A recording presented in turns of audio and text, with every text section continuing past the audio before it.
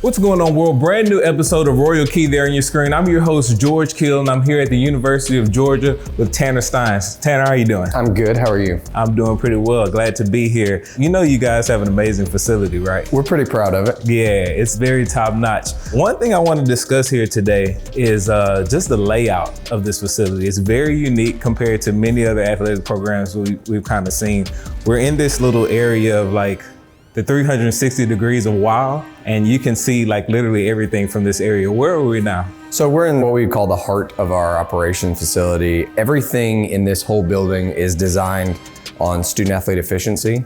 So how can they get most efficient from meetings to meals, from meals to locker room to weight room to training room, and then to the indoor facility. Most everything in their world lives on the first and second floor, and then everything above it is the coaches' offices, so the coaches can also get up and down to any of these spaces as efficiently as possible. Okay, Tanner, before we actually get into the tour, you can't not mention back-to-back national champion stuff going on right here. This has to be a wow moment for any recruit, right? So one thing we've done is we put the trophies where the student athletes are most. So we want this to be a constant reminder of what the goals are every single day. Fortunately and unfortunately, we built this case 2 years ago and we may have to build another one.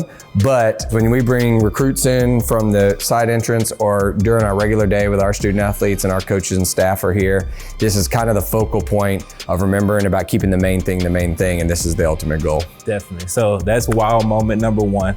Wow moment number two for me is what we're looking at here, Bones. This is not your regular like cafeteria seating where everyone is, sitting in a line. So we figured out that most everybody gets tired of the cafeteria, but no one really ever gets tired of going to the sports bar. So the entire design and look and feel is in a sports bar type setup. It's meant to be different types of seating, communal. We cook right in front of the student athletes here. We cook breakfast and lunch in this space, and then we cater in a different dinner every night. The cooking demo area, we saw yesterday that it's jumping in there like all the time. It's like the feature of Bones that really elevated the space. We didn't really know how much the student athletes were going to enjoy the demo cooking, but I think teaching them to make the meals that they've eaten throughout the week is really developing life skills for them well beyond while they're here. We don't want you to leave the University of Georgia and feel like you were treated better than you can treat yourself in future of your life. So teaching them those skills has really been a key factor for our nutrition staff.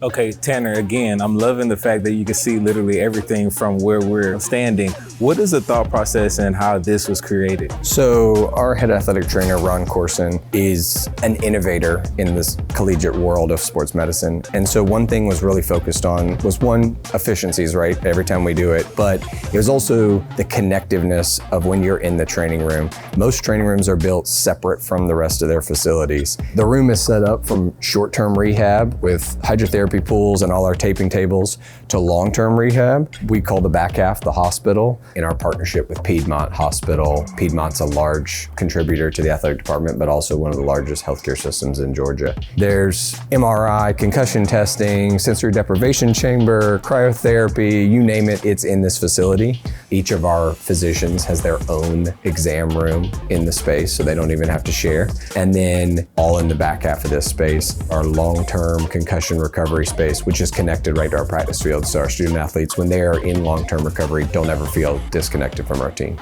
Currently, this is the largest sports medicine facility in a collegiate campus anywhere in the country. So we're really proud of this space.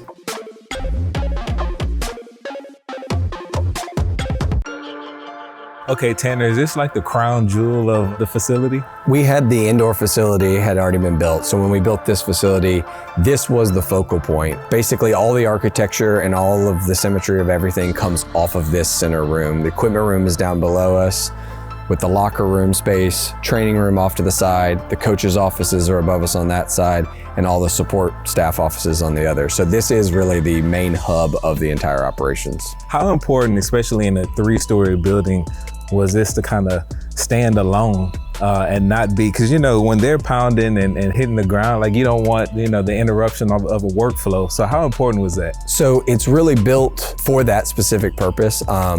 We call the equipment room below the bunker because when you're underneath it, you see how much structure is built beneath it to support this space. But this really is its own independent building. The weight room, equipment room stack, the office training room and locker room are all in a stack together, and then the other support spaces on that side. So this operates as much vibration, sound, anything we can get into it, it kind of insulates it in this specific space. So the scoreboard that we put in, it's always challenging the norm. So why just a screen? Why don't we put an arena-sized video board inside our weight room? We can divide it up to a bunch of different things. We can put TV on it, but they put their workouts on there. They watch a pre-lift hype videos on there. It also really helps when we have recruits in here and we can show a recruiting presentation in that space as well. And I know Coach Sinclair was very hands-on with the direction of this weight room, with the architectures. What is the significance of the flooring being in close proximity with the racks? So the room is built to be able to lift the entire team. He doesn't lift the entire team. They still lift in groups based on skill position, or if they're in the off season, sometimes based on their class schedules and who's in that group.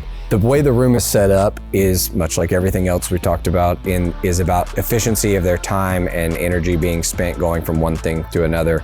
So we'll set up the room with different exercises on different racks, but then in between, when they're doing supplemental lifts, if they're pushing sleds and throwing medicine balls, they just step to the center of the room on the turf portion and do that. So they will rotate almost like a circuit through the room. Another benefit to having like a 3-story weight room is you can start at the bottom, right? Yes. You guys have this, which is very unique to weight rooms. What is the significance of using that area there? So those plyo stairs are an exact replica of our stadium stairs. So instead of having to take the team all the way down to the stadium to run stadium stairs, we can run stadium stairs in the weight room. They're built to that exact dimension and they're softer on their knees, they're padded. If someone slips, they're not gonna hurt themselves, but it's about efficiency. Taking the whole team down just to run stadium stairs or doing box hops up the stadium for 20 minutes, you waste 20 minutes going down to the stadium and back. So we built this right into the space.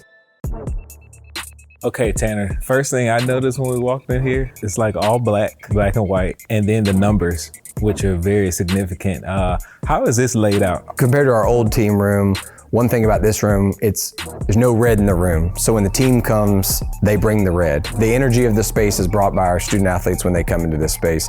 This is where we start every day. They do their team meeting before going to meeting groups. Interesting features of the space, it's twice the size of our previous film room. We have our national championship years and our division and conference championship years. And then this video board we have in this space is so large that one thing we had to think about when building the room is it's divided into thirds so that student athletes that are sitting on this side of the room don't get a crick in their neck watching film to the center of the room. They can all look straight forward and watch their version of the film in this space. Obviously, we're in the locker room right now. Very spacious, comfy seats. But I noticed one thing as we're walking through here, I don't see a player lounge. So is this one of the areas where the student athletes are kind of using to hang out? So the one thing we did in this facility is each locker is designed where they can lounge in their locker space. There's a locker room lounge, but then up next to Bones, we created another lounge space where the pool table and the gaming systems are. We've really broken up where they want to lounge. Instead of saying 125 guys are all going to pile into one room all the time, we've made it where depending on what they're feeling, their vibe that day, they can go to a different space. And that's a pretty cool concept because if I'm a student athlete here, I feel like the entire facility is my home and not that one area. I get to, land anywhere and do whatever, like you said. This whole building is your facility. Wherever you feel that you want to be that day, that's available for you. Right behind us, you guys have like I'm gonna call it a spa back there. Talk to me about that area. So we put a lot of detail into the wet area. The showers, restroom space, there's a barber shop, and then we integrated our hot and cold plunge pools straight into the locker room. So when the student athletes come off, instead of getting into your traditional garden tubs after practice for ice bath, they come straight into the locker room, get into the tubs in the shower space, and then they go straight from the tubs into the showers and then out for the day. So it really keeps a lot of that efficiencies that we've been talking about all harvested in one area. Okay, Tanner, part of my intrigue in doing these is seeing how said program markets the people they put in the big league, right? And so how do you guys do that here? We pride ourselves, I would say, on our ability to train our student athletes for the next level and to get them into the league. A big focus right outside our locker room and opposite of our equipment room right here is our NFL wall. Fortunately for us, our NFL wall is so extensive and is so ever changing that we fully digitized the wall. So our creative staff, if a guy swaps teams, got new highlights from last week, we can update that right on the wall because it is the ultimate goal. And so every day coming and going for our team going in and out of the locker room is what are we getting to? What is the strive? Keeping the main thing is getting to the next level. How important is it to stay, with the times? You just mentioned the technology. Gone are the days where we have like the team logo and then people listed down. Like, it's changed dramatically. So I would say in my first stint, we had a traditional NFL wall, and no more than you could print it and update it was it wrong again. And not necessarily wrong, but just out of date. Someone's moved teams, something's saying, we might have misspelled someone's name from 15 years ago that's on a draft list somewhere. When you've digitized it, it lives in our creative department. If we want to specifically target all the outside linebackers that we've got in the NFL right now, we can put that on the wall ahead of that recruit coming in here. So when they go by the NFL wall, they only see their position group being displayed at that time. So our football creative staff, we try to integrate them as many things as we can. So even when we're building the facility, we build it with the ability that they can do the updates and keep the content fresh so that I'm not having to hire some company that's in another state for a designer that's not a dog, right? That wants to feel what we're trying to portray to our student athletes and our recruits. So our creative staff, we put them in the front of that on the front end so that when we're going to do updates and keeping things current, they're the ones that they know how it was built, they know how it was designed, and it's designed to their performance standards. I'm from the South, so I know it gets very hot out there. How beneficial is this for your program? In multiple ways. For the ability to in-season, off-season workouts, to have a conditioned space to come and train and run. Just inclement weather. We don't really have that big of a cold temperature problem in the South, but today it's already almost 90 degrees and it's not even lunchtime yet. And so we would do portions of practice outside, and in order to maintain the level of practice without having to worry about heat exhaustion and heat stroke, we'll transition practice inside to finish it up so that we can get the most amount of performance time out of our student athletes. So it's been integral to us. It's great. We use it for multiple other things too. We host special events in here. Our track team trains in here. Baseball, softball come and train in here. Soccer in the off season. So all our other sports also take advantage of it when they have inclement weather space too. So we were working with a very tight footprint, which is often the case here at UGA because we don't have a ton of land to work with. So anytime we're doing a construction project, whether it's at the stadium or here, we have to be really efficient with the space. And then going 3 levels was important. Now that obviously provides a challenge when you go 3 levels and movement between those spaces. When we were throwing out what we all wanted to accomplish between the square footage we wanted, getting the meeting rooms, all the different spaces we needed. At first pass, we were thinking, how are we going to fit this in? But they really rose to the challenge. It was HOK, and they really got creative and showed us some different options. And that's what you love, too, is when you're presented with options to take to the coaches and staff. Anytime we're talking about any facility for student athletes, we want it to be a space where they can just be, where they can feel like it's a space to get away. And you want to have a space that's a home away from home for them. So when I think about how it impacts recruiting, I want them to think about them visualizing themselves a place that they can just be. And then that's also helping our current student athletes. I always want to improve the spaces where our athletes spend their time